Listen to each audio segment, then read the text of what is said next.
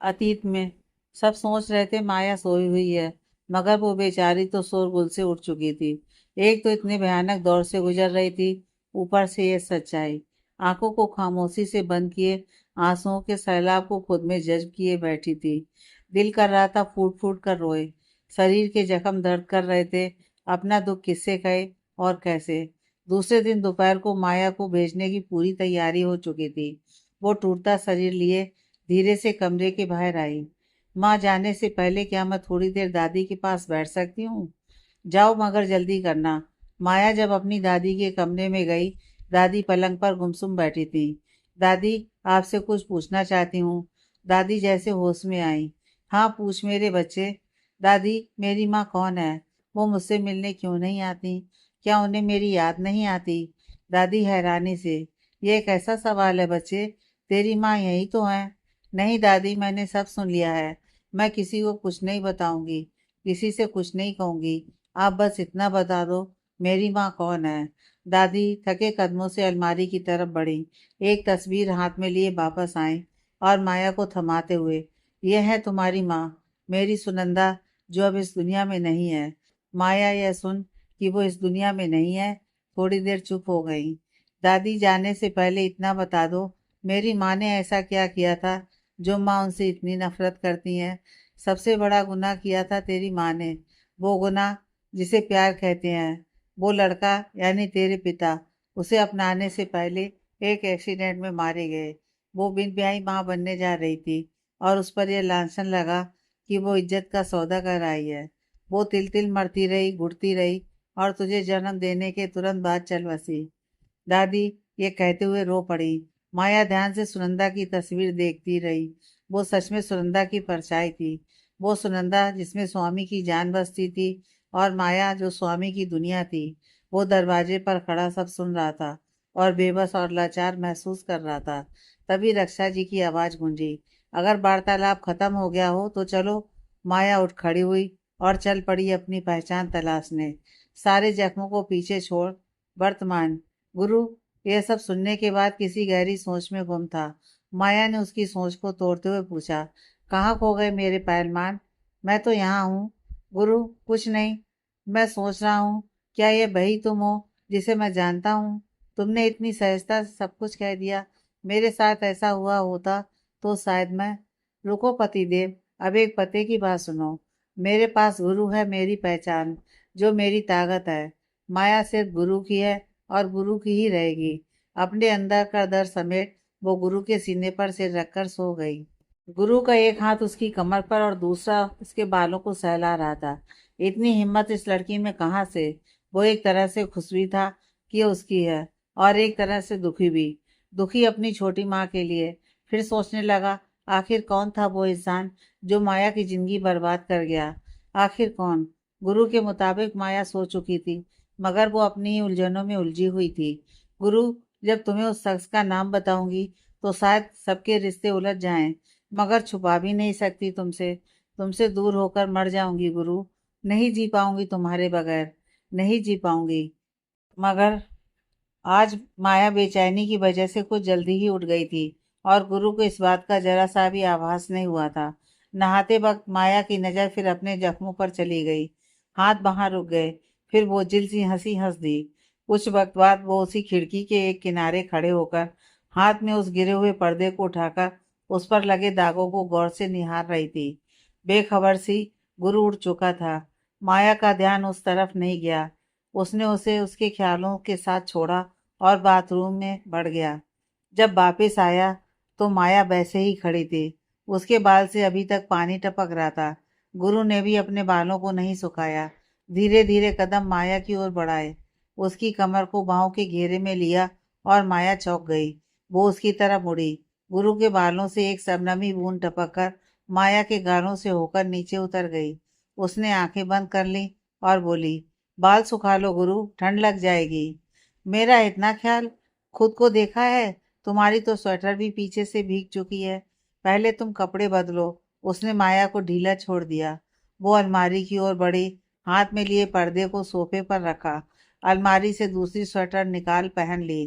तब तक गुरु भी बाल सुखाकर वहां से जा चुका था। माया परेशान हो गई। ये इतनी सुबह कहाँ चला गया। कुछ देर यूं ही खड़ी रही, फिर से पर्दे को उठाया और खिड़की पर जाकर खड़ी हो गई, ख्यालों में गुम। ख्यालों से बाहर निकली तो गुरु के पुकारने पर, मल्लिकाए आलिया, आपकी खिदमत में कड़क कॉफी हाजिर है। गुरु, तुम क्यों, मैं ले आती। अगर मैं ले आया तो कुछ गलत कर दिया क्या। नहीं, ऐसी बात नहीं है। उसने कॉफी का मग गुरु के हाथ से ले लिया और बदले में गुरु ने उसके दूसरे हाथ से पर्दा ले लिया। लगता है तुम्हें इससे मुझसे ज्यादा प्यार हो गया है। अब मुझे इससे जलन हो रही है। ऐसा क्या है इसमें बीबी, जो तुम सुबह से इसे सीने से लगाए खड़ी हो। आखिर किस कसमकस में हो तुम। अब तो बाहर निकलो इससे, या मुझे भी इसमें शामिल कर लो। पागल हो गए हो तुम पहलवान। क्यों खुद को शामिल करना चाहते हो इस भूल भुलैया में। माया ने शांत मन से कहा। शामिल होना चाहता हूँ इसमें, ताकि कुछ तो रास्ता निकाल सकूं तुम्हें इस भूल भुलैया से निकालने का। खैर छोड़ो, मैं तुमसे पूछना चाह रहा था, तुम्हें इस पर्दे से इतनी मोहब्बत क्यों है। वो कल तुमने कहा था, लगता है पर्दे बदलने का वक्त आ गया है। मैं वो बात समझने की कोशिश कर रही हूँ, मगर किसी नतीजे तक नहीं पहुंच पा रही हूँ। उलझती जा रही हूँ। आखिर तुमने वो बात किस मकसद से कही थी। उसने खाली कॉफी का मग टेबल पर रखते हुए कहा। गुरु ने अपना मग भी मेज पर रखा, माया को अपनी ओर खींचा, फिर उसकी आंखों में झांकते हुए बोला, ओ मेरी भोली भाली पागल बीबी, अब मेरी समझ में आया तुम्हारा दिमाग कहाँ घूम रहा है। गुरु ने उसे गले लगा लिया और अपना सिर उसके कंधे पर रखकर कहा, तुमने ऐसा कैसे सोच लिया कि वो सब मैंने तुम्हारे लिए कहा है। क्या तुम्हें मैं एक पर्दा समझता हूँ कि उसे उतार फेंकूंगा। पागल लड़की, तुम मेरी बेशुमार मोहब्बत को पर्दे में ढूंढ रही हो। वो मैंने क्यों कहा था, तुम्हें कुछ दिनों में समझ आ जाएगा। अपना सिर गुरु ने उसके कंधे से हटाया और अपने होंठ उसकी आंखों की तरफ बढ़ा दिए। माया ने एक सुकून से आंखों पर पलकों का पर्दा चढ़ा लिया। गुरु पलकों को चूमकर मुस्कुरा दिया। जब तुम ऐसे शर्माती हो ना, तब दिल करता है तुम्हें दुनिया की नजर से कहीं छुपा लूं। अच्छा ये बताओ, आज मेरे साथ रेस्टोरेंट चलोगी। माया ने हाँ में सिर हिला दिया। तो चलो, नाश्ता करें और चलें। गुरु ने माया की उंगलियों में उंगलियां फंसाई और चल दिया। नाश्ता करते हुए सब खुश थे कि चलो माया कुछ संभली तो। रेस्टोरेंट में आज माया गुरु के केबिन में उसके साथ ही बैठी रही। कभी छोटा मोटा काम कर देती, फिर उठकर कांच से सड़क पर भागती दौड़ती जिंदगियों पर नजर डालती, सुकून से उन्हें देखती। इंसान इतनी ज्यादा आरजू क्यों पालता है गुरु, कि ताउम्र उनके पीछे भटकता रहता है। उसने सवाल किया। गुरु ने लैपटॉप बंद किया। और वो इसलिए बीवी कि इसी का नाम जिंदगी है। रुक गए तो क्या खाक जिए। चलते रहना ही जिंदगी कहलाता है। कभी तुमने वक्त को रुकते देखा है, नहीं ना। तो फिर इंसान को भी नहीं रुकना चाहिए। कुछ समझी। मालूम नहीं, शायद नहीं समझी। क्यों मालूम नहीं माया। मैं तुम्हें यह समझाना चाहता हूँ कि जिस तरह वक्त किसी के लिए नहीं रुकता, तुम अतीत में क्यों अटकी पड़ी हो। अपने वक्त को आगे बढ़ाओ। किसके लिए बढ़ाऊं गुरु। छाया के लिए। और मेरे लिए पता है गुरु, उस दिन पूर्वी के घर में जो इंसान तुम्हें मिला था, वो कौन था। कौन बीवी, तुम किसकी बात कर रही हो। पूर्वी के मुंह बोले भाई तरुण की। ओह, क्या तुम उसे जानती हो। हाँ जानती हूँ, बहुत अच्छे से। वो भी मेरा एक अतीत है। कैसा अतीत माया। वो मेरे पापा के दोस्त का बेटा, मेरी भाभी का सगा भाई, और सबसे बड़ी बात, उसकी मुझसे शादी हो रही थी। गुरु माया का हाथ थाम मुस्कुरा दिया। शुक्र है नहीं हुई, वरना मेरा क्या होता। मैं तो ताउम्र अकेला रह जाता। अच्छा ये बताओ, तुम मुझे ये सब क्यों बता रही हो। हक बनता है तुम्हारा। वो मैं उस दिन उसे देखकर घबरा गई थी और उसके दिए इल्जाम याद आ गए थे। साथ में वो मुझे धमका रहा था कि मैंने तुम्हें अपना अतीत बताया है या नहीं। और क्या क्या कह रहा था वो मूर्ख इंसान। कह रहा था, तुमने नहीं बताया तो मैं तुम्हारे पति को सब सच बता दूंगा। फिर देखना, वो तुम्हें छोड़ने में 1 मिनट भी नहीं लगाएगा। वो नहीं जानता बीवी, उसने क्या खोया है और मैंने क्या पाया है। इतना तो मैं यकीन के साथ कह सकता हूँ कि तुम मुझे समझ गई हो कि मैं क्या हूँ और तुम्हारे लिए क्या सोचता हूँ। फिर घबराती क्यों हो। गुरु ने उसकी आंखों में झांकते हुए कहा। घबराहट हो जाती है कि कहीं ये दुनिया तुम्हें मुझसे छीन ना ले। तो इतनी मोहब्बत करती हो मुझसे। जानती नहीं इस चीज को क्या नाम दूं। समझ नहीं पा रही ढंग से। समझ जाओगी जल्दी। मालूम है गुरु, तरुण ने सगाई वाले दिन मुझसे शादी करने से इनकार कर दिया था। फिर से तुम तरुण में अटक गई। गोली मारो तरुण को। नहीं गुरु, सुनो तो। गुरु हार कर। सुनाओ तब। माया ने बोलना जारी रखा। जब हमारी सगाई होने वाली थी, उस दिन वो मुझे एक कोने में ले गया और बोला, कितने लोगों के साथ सोई हो तुम? कितना दिया था उस लड़के ने तुम्हें उस वक्त? मैं सुनकर हैरान रह गई थी। और उसने अपनी मम्मी पापा के सामने ये तक कह दिया था कि मैं उस शरीर को कभी हाथ नहीं लगाऊंगा जिसे पहले कोई इस्तेमाल कर चुका हो। बताते हुए माया का चेहरा सख्त हो गया। गुरु ने अपनी मुट्ठियां भींच लीं, फिर खुद को संयत कर बोला, क्यों कुरेदती हो अपने जख्मों को? इस कदर की तकलीफ हो तुम्हें? यह नासूर बन गए थे गुरु, इसलिए कुरेदा कि तुम इन पर मलहम लगा सको। मलहम अपने विश्वास का। और आज यकीन भी हो गया कि मेरा जो विश्वास है तुम पर, वो खोखला नहीं है। कह माया गुरु के गले लग गई। गुरु माहौल को हल्का बनाने के इरादे से, अब तुम बार बार गले लगोगी तो मैं बहक जाऊंगा। तुम्हें खुद से ज्यादा जानने लगी हूँ। मेरा मन बहलाने के लिए ऐसा कह रहे हो ना? कुल मिलाकर दिन सुकून से गुजरा। कुछ अपनी कही, कुछ गुरु की सुनी। आज प्रतिभा जी और भरत जी ने सोचा था कि रात को खाना खाने के बाद वो माया और गुरु के साथ कुछ वक्त बिताएंगे। रात को माया कमरे में बेचैनी से टहल रही थी। उसे कुछ बुरा होने की आशंका हो रही थी। वो कुछ बुरा होने से पहले गुरु को उस इंसान का नाम बता देना चाहती थी जिसने उसके साथ दरिंदगी की थी, इससे पहले कि पुनीत बताए। वो बताना चाहती थी। गुरु बाथरूम से जैसे ही बाहर निकला, माया से टकरा गया। आउश बीवी, क्यों भटक रही हो इधर उधर प्रेत आत्माओं की तरह? वो गुरु, मुझे घबराहट हो रही है। कैसी घबराहट? बताओ मुझे। गुरु, मैं तुम्हें उस इंसान का नाम बताना चाहती हूँ जिसने मुझे जख्म दिए हैं। वो सीधा मुद्दे पर आ गई थी। गोल गोल घुमाकर कुछ नहीं बताना चाहती थी। हाँ तो इसमें घबराहट कैसी? वो माया का हाथ थाम कर बोला, मैं नहीं जानती। तुम उसका नाम जानने के बाद कैसे रिएक्ट करोगे? मेरे बारे में क्या सोचोगे? तुम्हारा क्या फैसला होगा? माया, शांत हो जाओ, फिर बताओ। माया ने एक लंबी सांस ली और कहा, तुम्हारा भाई पुनीत। गुरु की आंखें हैरत से फैल गईं और माया का हाथ उसके हाथ से छूट गया। तभी दरवाजे पर कुछ टूटने की आवाज आई। छनाक। आवाज सुन गुरु और माया दरवाजे की तरफ भागे। वहां प्रतिभा जी जमीन पर गिरी पड़ी थी। हाथ में पकड़ा कॉफी का मग नीचे गिरकर टूट चुका था और भरत जी उन्हें उठाने की कोशिश कर रहे थे। लाइफ केयर हॉस्पिटल के बेड पर प्रतिभा जी खामोशी से लेटी हुई थी। पास में गुरु, माया और भरत जी खड़े हुए थे। दादी घर में ही थी, छाया के पास। आज माया को पहली बार अपने कहे का अफसोस हो रहा था। वो तो सिर्फ गुरु को पुनीत का नाम बताना चाहती थी, मगर उसे क्या पता था, अनजाने में ही सही, वो छोटी माँ की इस हालत का कारण बन जाएगी। डॉक्टर अभी आकर गए थे। प्रतिभा जी सदमे के कारण बेहोश हो गई थी। माया की समझ में नहीं आ रहा था कि वो किस तरह बात को संभाले। गुरु ने माया का हाथ थाम धीरे से कहा, बीबी, खुद को कसूरवार मानना बंद कर दो। तुम क्यों दोषी मान रही हो स्वयं को? तुम्हें थोड़ी ना मालूम था कि छोटी माँ बाहर खड़ी हैं। टप टप माया की आंखों से आंसू टपक पड़े। गुरु ने कोने में ले जाकर, माया मेरी बात सुनो। क्या सुनूं और क्या समझूं गुरु? मेरी वजह से हुआ है। छोटी माँ ऐसे ही कितनी दुख में थी और मैंने उन्हें एक नया जख्म दे दिया। इससे अच्छा होता मैं सबराज अपने सीने में दफना कर रखती। माया, बेशक रात अंधेरी है, मगर अंधेरा छटते देर नहीं लगती। हर रात की एक सुबह होती है। इंतजार करो, उजाला होने में ज़्यादा देर नहीं है। मगर अपनों को चोट पहुंचाकर उजाला, ऐसा उजाला किस काम का गुरु, जो किसी को अंधेरे में धकेल दे? तभी भरत जी माया के पास आए। देखो बेटा, खुद को दोष देना बंद करो। होनी को कौन टाल सकता है? और प्रतिभा को सिर्फ एक सदमा लगा है, वो बिल्कुल ठीक हो जाएंगी।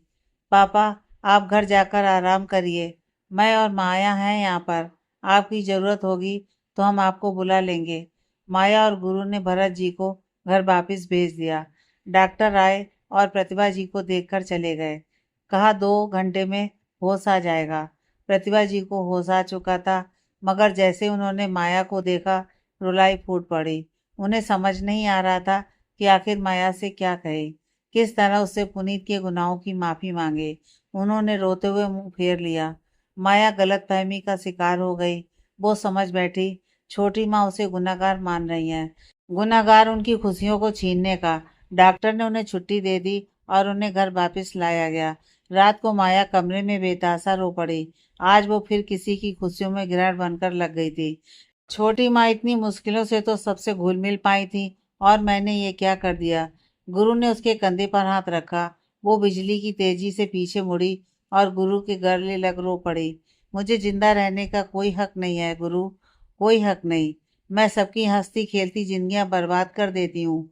मेरी माँ ठीक कहती हैं कि मैं एक पनौती हूँ, ऐसी पनौती जो घर नहीं बसा सकती, तोड़ जरूर देती है।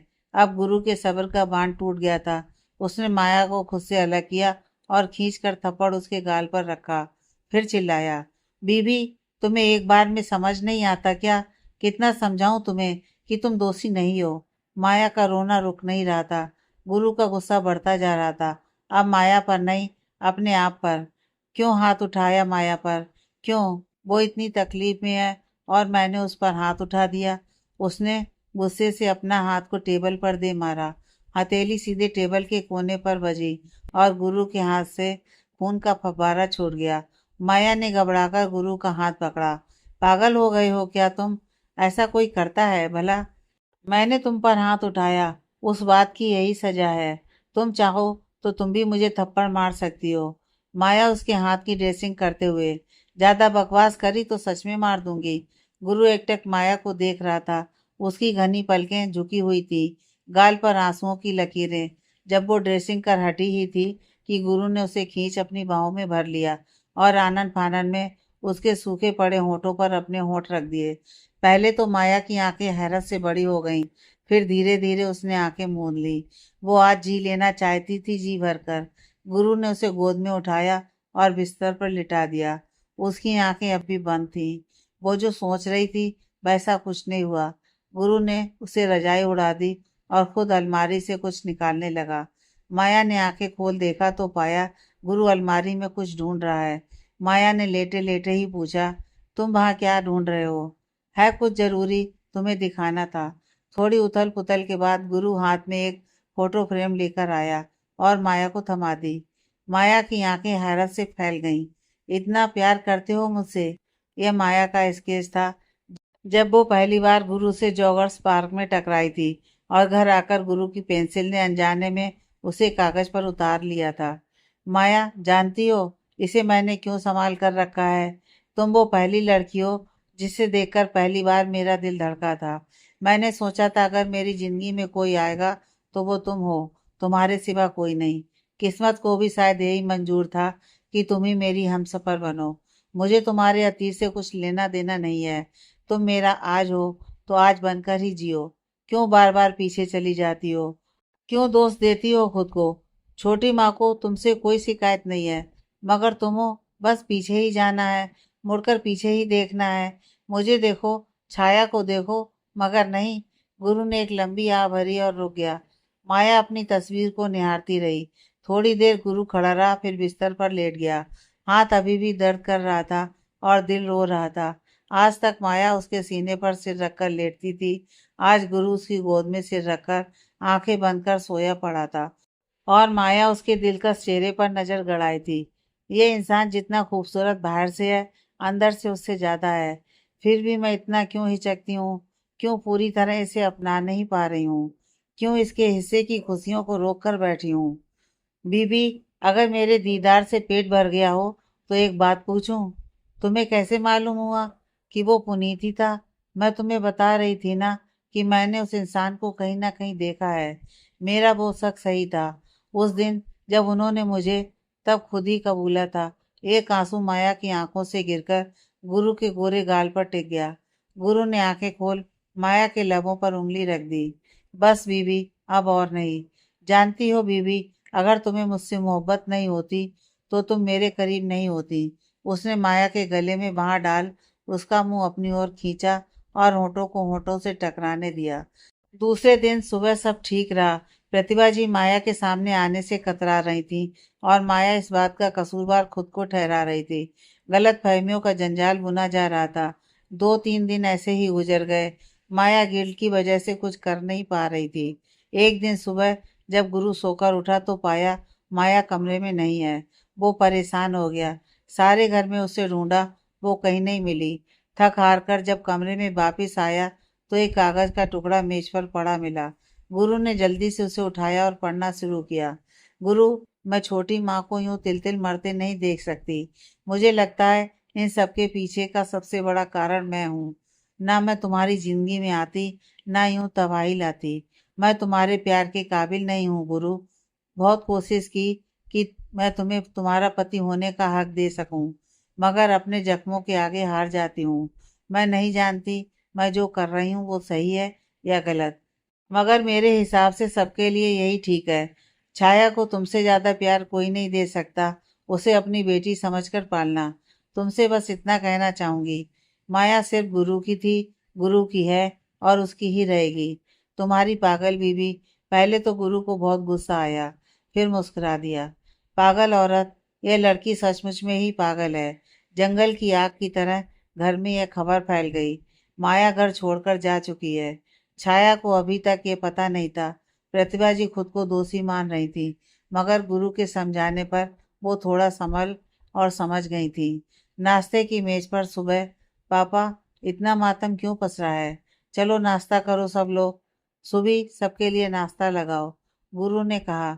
मगर गुरु भाई, जिज्जी। क्या जिज्जी? सुबह, सब ठीक है, खाना लगाओ। सब लोग गुरु को हैरानी से देख रहे थे। छाया ने सवाल पूछा, पापा मम्मा किधर हैं? सुबह आंटी बोल रही थी कि वो कहीं चली गई। उत्तर, तुम्हारी पागल माँ कहीं नहीं गई। बस मैंने उसे किसी काम से 2-3 दिन के लिए बाहर भेजा है।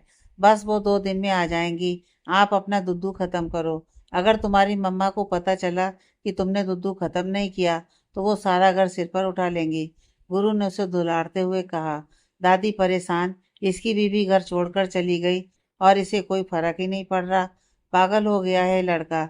गुरु ने नाश्ता खत्म किया और रेस्टोरेंट की तरफ चल दिया। किसी को कुछ समझ नहीं आ रहा था कि जिसकी जिंदगी उससे अलग हो चुकी है, उसे कोई फर्क ही नहीं पड़ रहा। आखिर चल क्या रहा है इसकी दिमाग में? दरवाजे पर खड़े होकर जब गुरु ने कहा, वो मेरे बगैर रह ही नहीं सकती, सब हैरान हो गए। प्रतिभा जी को छोड़कर। वो गुरु की बात पर मुस्कुरा दी और कहा, अरे बेटा तुम जाओ अपने काम पर, कोई परेशान नहीं है। गुरु भी एक दिल भरे मुस्कुराहट फेंक चला गया। तभी प्रतिभा जी ने कहा, सब लोग ध्यान से मेरी बात सुनिए। कोई भी माया को ढूंढने की कोशिश नहीं करेगा, ना ही जबरदस्ती घर वापस लाने की। गुरु जो कह गया है उसे समझने की कोशिश करें। मैं तो समझ गई, अब आपकी बारी है। मगर जो मैंने कहा है तो उस पर अमल होना चाहिए। भरत जी परेशान। लगता है दोनों माँ बेटा पागल हो गए हैं। माया इन दोनों के ज्यादा करीब थी ना, इस कारण इन दोनों का मानसिक संतुलन डगमगा गया है, लगता है। रेस्टोरेंट में गुरु बिना किसी परेशानी आराम से बैठा हुआ था, बेपनाह मुस्कुराए जा रहा था। रानू को फोन किया, उधर से रानू। और गुरु, फिर शेरनी के साथ जिंदगी कैसी कट रही है? बहुत बढ़िया यार, ऐसा लगता है अब वो वक्त आ गया है, शेरनी शेर की हो जाएगी। क्या पहेलियां बुझा रहा है? सीधे सीधे बता। रानू को चिंता सताने लगी। अरे यार कुछ नहीं, तुझसे एक काम था। हाँ बता। फिर दोनों ने थोड़ी देर इधर उधर की बात की और कल गुरु के रेस्टोरेंट में रघु के साथ मिलने का प्रोग्राम बनाया। उधर माया एक छोटे से होटल के कमरे में बेचैन हो इधर उधर घूम रही थी। रह रहकर गुरु की याद सता रही थी। 1-2 दिन यहाँ रहकर किसी और शहर में शिफ्ट हो जाऊंगी। पहले सब पर नजर बनाए रखती हूँ कि सब ठीक तो हैं। थोड़ी देर बाद होटल के कमरे की खिड़की से बाहर झांकने लगी। यहाँ से गुरु की शानदार पुश्तैनी हवेली साफ नजर आती थी। उसे देख बरबस ही मुस्कुरा दी। फिर सोच में पड़ गई, क्या घर वाले मुझे ढूंढ रहे होंगे? अगर नहीं ढूंढ रहे होंगे तो मेरी छाया कैसी होगी? अभी से इतनी बेचैनी? अभी तो कुछ ही घंटे हुए हैं। रात को गुरु छाया को अपने पास ले आया। छाया उसके पेट पर सो रही थी। सोते सोते छाया ने पूछा, पापा, आपको मम्मा की याद नहीं आ रही? मुझे बहुत आ रही है। वो कब आएंगी? वो जल्दी ही आ जाएंगी मेरे बच्चे। और हाँ, मुझे आपकी मम्मा की बहुत याद आ रही है, बहुत ज्यादा। गुरु उदास हो गया। आज इतने दिनों में पहली बार वो माया के बगैर सो रहा था। उसे रह रहकर माया की नटखट और मासूम हरकतें सता रही थी। बीबी, अब इतना मत सताओ। ना लो मेरे सब्र का इम्तिहान, बस लौट आओ, बस लौट आओ। सबके सामने पहाड़ बनकर खड़ा हूँ, मगर ना जाने कब टूट जाऊं।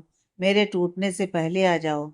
अगर मुझसे मोहब्बत है तुम्हें तो लौट आओ, लौट आओ। छाया, पापा क्या हुआ आपको? मम्मा आ तो जाएंगी, फिर आप उदास क्यों हो रहे हो? गुरु परेशान इसलिए भी था कि उसे माया की चिंता हो रही थी। वो रात को डरती है। कैसे रह रही होगी आज? क्या कर रही होगी? कैसे संभालेगी खुद को? बीबी, क्यों किया तुमने ऐसा? सोचते सोचते कब नींद के आगोश में चला गया पता ही नहीं चला। उधर माया, रात क्या हुई, अंधेरा क्या छाया, आंखों में पानी भर आया। आंखें बादल बन गईं। बरसना शुरू हो गया। गुरु आ जाओ प्लीज, ले जाओ मुझे यहाँ से। पूरा दिन तुम ही नजर आते रहे, हर जगह। आईने के सामने खड़ी थी तो यूं लगा तुमने मुझे पीछे से बाहों में भरा है।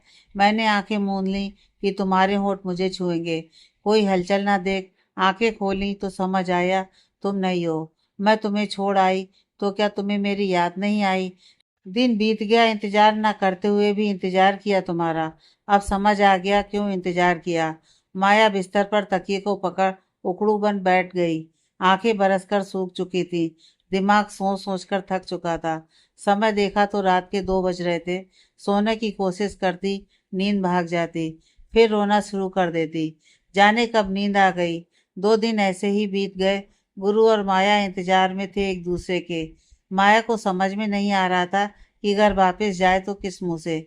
जल्दीबाजी में स्वयं ही घर छोड़कर आई थी। उधर गुरु को पक्का विश्वास था कि माया मोहब्बत के कारण खिंची चली आएगी। देखिए होता क्या है।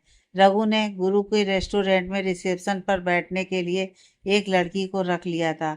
दोपहर के समय तीनों दोस्त फिर इकट्ठा होकर किसी खास बात पर गहन विचार कर रहे थे और रिसेप्शनिस्ट को कहा था किसी को अंदर न आने दे। कुछ देर बाद एक खूबसूरत लड़की ने रेस्टोरेंट में कदम रखा। उसने सबसे पहले मेहरा जी को नमस्ते किया।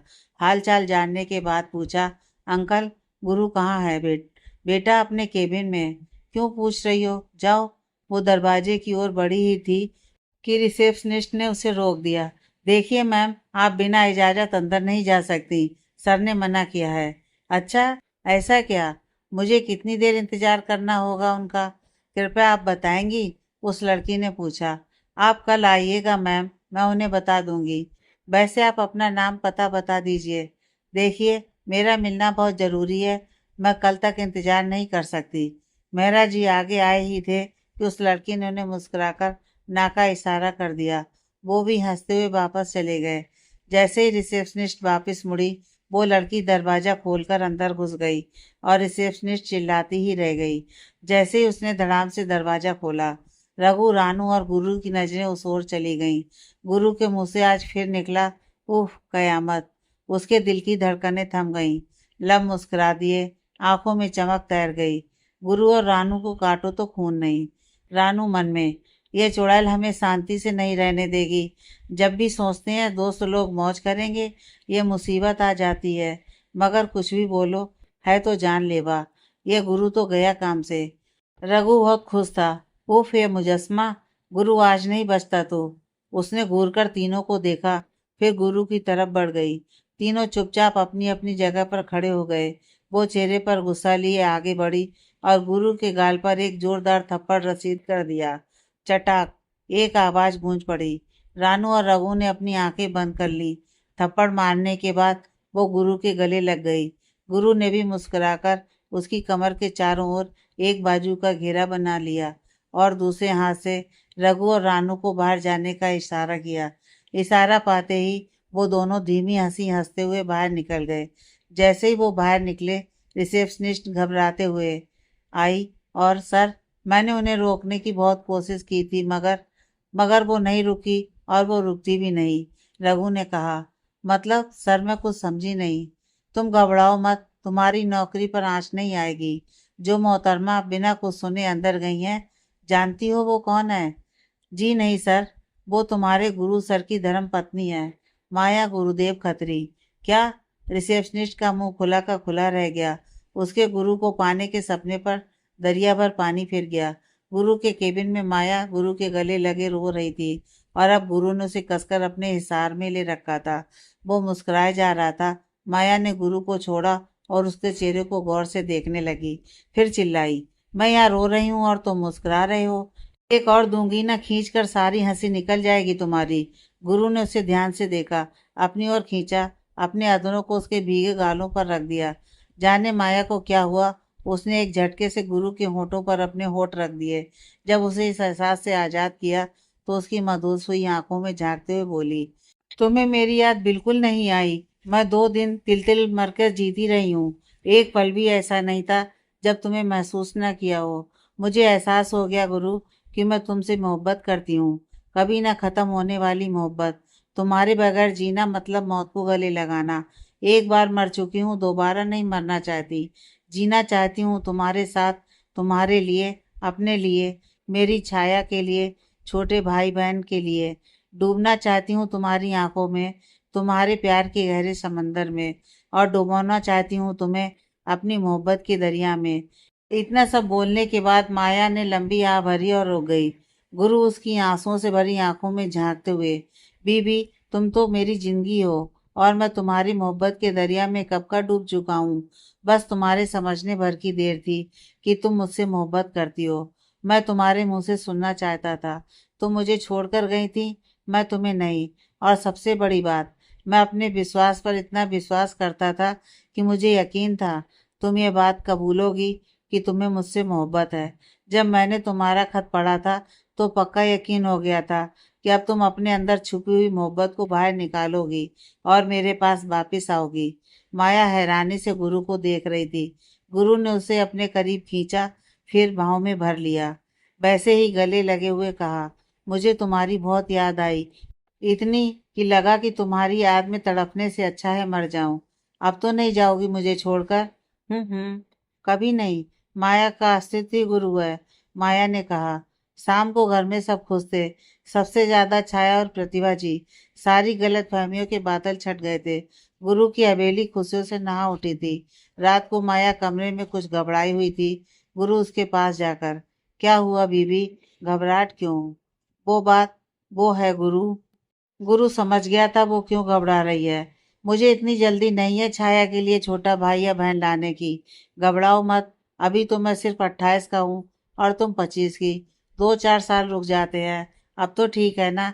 वो गुरु की तरफ मुड़ी और, ना ना गुरु, तब तक बहुत देर हो जाएगी, बहुत देर। मुझे और देर नहीं करनी है, वो जल्दीबाजी में सब कह गई। जब एहसास हुआ क्या कह गई, नजर झुका, अपने निचले होंठ को दांतों से काट लिया। तुम्हें क्या मैं ड्रैकुला लगता हूँ बीबी? मुझे खून पीने की आदत नहीं है। अपने होठों को काटना बंद करो। चलो सो जाते हैं, रात के 11 बजने वाले हैं। वो गुरु मैं, वो कहने में होठों में जुम्बिश हो रही थी। वो नजर झुकाए ही बोली। गुरु बेसाख्ता मुस्कुरा दिया। वो माया की ओर झुका, उसके कपकपाते होठों को अपने होठों से हल्के से छुआ और उसे गोद में उठाकर बिस्तर पर जाने बढ़ गया। आज सरमो हया के सारे पर्दे गिरा दिए गए थे। दोनों अपनी मोहब्बत को मुकम्मल कर रहे थे। रात गहराती जा रही थी और माया और गुरु का प्यार भी। दो जिस्म आज एक हो गए थे। माया पूरी तरह गुरु की हो चुकी थी, बिना किसी घबराहट और बिना किसी झिझक के। सुबह जब गुरु की आंख खुली, माया उसे चिपक कर सोई थी, गहरी नींद में थी और था सुकून। गुरु ने हल्के से उसके गालों को चूमा। खुश था, माया उसकी हो चुकी थी। अनायास ही घड़ी पर नजर पड़ी। अरे बाप रे, 7 बज गए। 5 बजे उठने वाला इंसान 7 बजा दिए। पक्का घर में हलचल मच गई होगी। उसने माया को उठाए बगैर अपने कपड़े समेटे और बाथरूम का रुख किया। जल्दी ही तैयार होकर बाहर निकला। माया अभी भी गहरी नींद में थी। गुरु उसके पास पहुंचा और धीरे से बोला, बीबी उठो जल्दी, बहुत समय हो गया है। सुबह आती ही होगी चिल्लाते हुए। गुरु सोने दो ना, तुमने रात को बहुत परेशान किया है। हद है यार, सारा इल्जाम मुझ पर। अपना पता नहीं, पागल औरत। तभी दरवाजे पर दस्तक हुई। गुरु भाई, अगर आपकी प्रेम लीला समाप्त हो गई हो तो कॉफी ले लीजिए। घर वाले परेशान हैं कि बच्चे अभी तक नहीं उठे, कहीं झगड़ तो नहीं पड़े। अब उन्हें कौन समझाए कि मामला कुछ और ही है। सुबह दरवाजे पर खड़े हो चिल्लाई। जैसे ही माया ने सब सुना, उसने आंखें खोली। सामने गुरु था। रात की बात याद कर उसकी आंखें शर्म से झुक गईं और उन आंखों में हया के 100 रंग तैर रहे थे। बीबी शर्माना छोड़ो, मैं तुम्हारा हूँ और तुम मेरी हो। ये सब चलता रहेगा। जल्दी तैयार हो जाओ वरना सुबह माता आगे जाने क्या बोल दें। माया जल्दी से बाथरूम की ओर बढ़ गई। गुरु ने आगे बढ़ कमरे का दरवाजा खोल दिया। देख सुबह, मैं तो तैयार हूँ और तेरी जीजी बाथरूम में है। क्यों चिल्ला रही थी बाहर से? सुबह ने कॉफी की ट्रे गुरु के हाथ में थमा दी और कमरे पर नजर दौड़ाकर कहा, आज बिस्तर में इतनी सलवटें क्यों हैं? कोई खास वजह गुरु भाई? गुरु प्यार से, दफा हो जा सुबह, वरना पिटेगी मेरे हाथों। सुबह हंसते हुए चली गई। रेस्टोरेंट जाते वक्त गुरु जी ने प्रतिभा जी से कुछ कहा। तुम अपनी बीवी के साथ निश्चिंत होकर जाओ, दोपहर तक सब काम हो जाएगा, प्रतिभा जी ने कहा। माया ने अपना अकाउंट्स का काम संभाल लिया। वो अपनी पुरानी जगह पर ही बैठी। गुरु को तो शायद सारी खुशियां मिल गई थी और इससे ज्यादा की चाहत भी नहीं थी। शाम को जब दोनों घर पहुंचे, गुरु दादी से बात कर रहा था। माया कमरे की तरफ बढ़ गई। जैसे ही दरवाजा खोला, फिर एकदम से बंद कर दिया और मुड़कर गुरु से टकरा गई। पागल औरत, देख नहीं सकती? मेरे खूबसूरत नाक को टक्कर मार दी। माफ करना गुरु, मैं गलती से गलत कमरे में आ गई। एक तो तुम्हारी इतनी बड़ी हवेली, समझ नहीं आता कितने कमरे हैं, मगर मैं इतनी बड़ी गलती कैसे कर सकती हूँ? बेवकूफ लड़की, यह हमारा ही कमरा है। नहीं गुरु, हमारा नहीं है। तुम अंदर चलती हो या उठाकर ले जाऊं? गुरु ने सच में माया को गोद में उठाया और अंदर ले गया। माया छटपटाकर नीचे उतरी और कमरे का बदला रूप देख दंग रह गई। हल्की नीली दीवारें, रंगीन पर्दे, दीवारों पर सजी गुरु माया और छाया की फोटो फ्रेम। उसने खुशी के मारे अपने गालों पर हाथ रखे, फिर उचक कर गुरु के गले लग गई। थैंक यू पहलवान। पागल औरत, मार डालोगी क्या? कोई ऐसे लगाता है गले, दम घुट जाएगा मेरा। कोई लगाता हो ना हो, मैं तो ऐसे ही गले लगाती हूँ। उसने गुरु के लबों को चूम लिया। अरे वाह, तुम ऐसे प्यार करती रहोगी तो मैं रोज एक एक कमरे की एक एक दीवार रंगवाता रहूं। माया झेप गई। मगर ये कब और कैसे और अचानक क्यों? मैंने तुमसे एक बार कहा था ना, जिस दिन तुम पूरी तरह से मेरी हो जाओगी, मैं कमरे के पर्दे भी बदल दूंगा और दीवारों का रंग भी। माया को आज गुरु की वो अबूझ बातें समझ आ रही थी। जिस दिन तुम घर छोड़कर गई थी, मैं उसी दिन समझ गया था, सब कुछ बदलने का वक्त आ गया है। मेरी बीवी पूरी तरह से मेरी होने वाली है। तब मैंने रघु, रानू और छोटी माँ के साथ मिलकर यह सब इंतजाम करवा लिए थे। मुझे अपनी मोहब्बत पर इतना विश्वास था कि अब तुम्हें मेरा होने से भगवान भी नहीं रोक सकता। इतना क्या, उसने माया को बाहों में भर लिया। अगले दिन रेस्टोरेंट में गुरु अपने केबिन में बैठा कुछ काम कर रहा था कि उसे बाहर कुछ शोर सुनाई दिया। वो अपने केबिन से बाहर निकला। क्या देखता है, माया ने एक लड़के को कॉलर से पकड़ रखा है और शुरू हो गई है। वो मुस्कुरा दिया, दीवार के सहारे अपनी पीठ लगाकर खड़ा हो गया और माया की हरकतों को देखने लगा। रिसेप्शनिस्ट गुरु के पास आई और, सर आप रोकिए ना मैम को, अब इसे कोई नहीं रोक सकता। तभी तो सब अपना काम करने में मसरूफ हैं। ये मेरी शेरनी है, खुद शांत हो जाएगी थोड़ी देर में, गुरु ने कहा।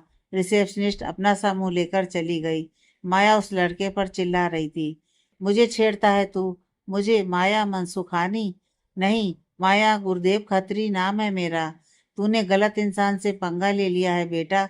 गुरु दूर खड़ा इस कर्म कांड का पूरा मजा ले रहा था। पिटने वाला लड़का बोला, तुम हो ही इतनी खूबसूरत, मैं कंट्रोल नहीं रख पाया खुद पर। मुझे क्या पता था तुम शादीशुदा हो और इतनी खतरनाक हो। अच्छा, तुझे क्यों लगा मैं शादीशुदा नहीं हूँ? गलती से अगर मेरे गुरु ने तुझे देख लिया ना, तुझे जिंदा नहीं छोड़ेगा, ढाई हड्डी कहीं का। अब तुमने ना बिंदी लगाई है, ना सिंदूर, ना मंगलसूत्र, तो मुझे कैसे पता चलेगा तुम्हारी शादी हो चुकी है? लड़के ने मासूमियत से उत्तर दिया। इसका मतलब है तू शादीशुदा को नहीं छेड़ता, बाकियों को छेड़ता है।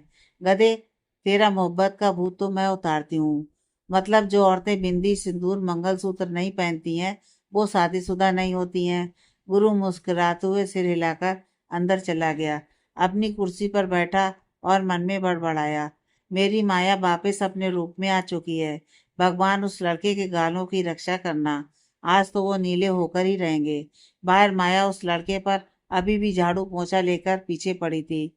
आज तुमने मुझे गुरु माया बनने पर मजबूर कर दिया। वो मोहब्बत के पुजारी, तुम्हें मोहब्बत के देवता के दर्शन करवाती हूँ। तैयार हो जा। और माया ने एक जोरदार थप्पड़ उस लड़के के गाल के सुपुर्द कर दिया। उसकी आंखों के आगे लाल पीले तारे घूम लिए और कानों से धुआं निकल पड़ा। वो हाथ जोड़ मासूमियत से बोला, बस कर मेरी माँ, हो गए मुझे मोहब्बत के देवता के दर्शन। अब कभी मोहब्बत के मंदिर नहीं जाऊंगा। ऐसे कैसे बच्चू, अभी तो मोहब्बत की देवी के दर्शन बाकी हैं। माया गुर्राई। इतना कहते ही उसने एक और जन्नाटेदार थप्पड़ लड़के के गाल पर रसीद कर दिया। हमारी हवेली रेस्टोरेंट के कोने कोने में आवाज गूंज उठी, चटाक। दी एंड।